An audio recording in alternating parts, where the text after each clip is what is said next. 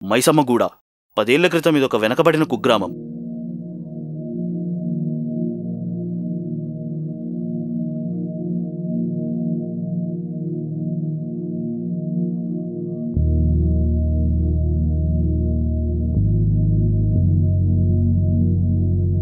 నేడు ఎక్కడ చూసినా పచ్చదనం, అందరి జీవితాల్లో వెలుగులు. దీనికి కారణం ఒక మహామనిషి. ఆయన ఆలోచన, కృషి, పట్టుదల నేడు ఈ గ్రామాన్ని దేశపట్టంలో నిలబెట్టాయి. ఆయనే మల్లారెడ్డి విద్యా సంస్థల అధినేత శ్రీ మల్లారెడ్డి గారు.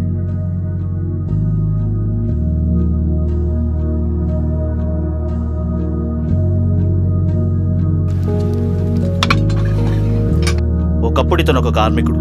నేడు తనకు సొంత ఇస్త్రీ బండి ఉంది. గుండ్లపోచంపల్లి నుండి రోజు సైకిల్ మీద వస్తాడు. ఒకప్పుడు జతకు 3 రూపాయలు ఇవ్వడానికి కూడా సంస్థ ఇచ్చేవారు. తనకు రోజువారీ ఖర్చులకు కూడా సరిపోయే ఆదాయం వచ్చేది కాదు. అలాంటి సమయంలో మల్లారెడ్డి గారు నెలకొల్పిన విద్యాసంస్థలు తన పాలిట వరమైందన్నాడు రాజు. నేడు పక్క జిల్లాలకు చెందిన వేల మంది విద్యార్థులు ఇక్కడ చదువుకోవడానికి వచ్చి హాస్టల్లో ఉంటున్నారు. వీరి ద్వారా వచ్చే ఆదాయంతో తన పిల్లలను కాన్వెంట్ స్కూళ్లకు పంపుతున్నాడు. తనలాంటి ఎంతో మందికి ఉపాధి దొరకడానికి కారణమైన ఇటువంటి గొప్ప విద్యాసంస్థల్లో తన పిల్లలు చదువుకుని ఉన్నత శిఖరాలను అధిరోహించాలని, వారి కలలను సాకారం చేసుకోవాలని అంటున్నాడు రాజు.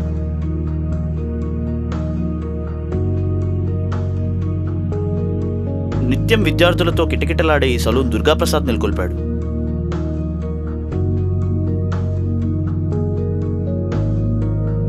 కేశాలంకరణకు అధిక ప్రాధాన్యత ఇచ్చే యువతకు నచ్చిన విధంగా ఉండడం వల్లనే తన వ్యాపారం అంచలంచలుగా ఎదుగుతోందని, దీనికి కారణమైన విద్యార్థులకు మరియు విద్యాసంస్థల నిర్వాహకులకు తను రుణపడి ఉంటానని చెప్తున్నాడు దుర్గాప్రసాద్.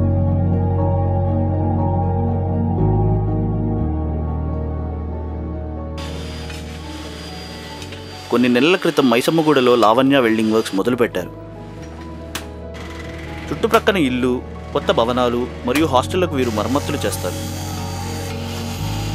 ముఖ్యంగా వీరు కిటికీలకు అద్దాలు అమరుస్తారు.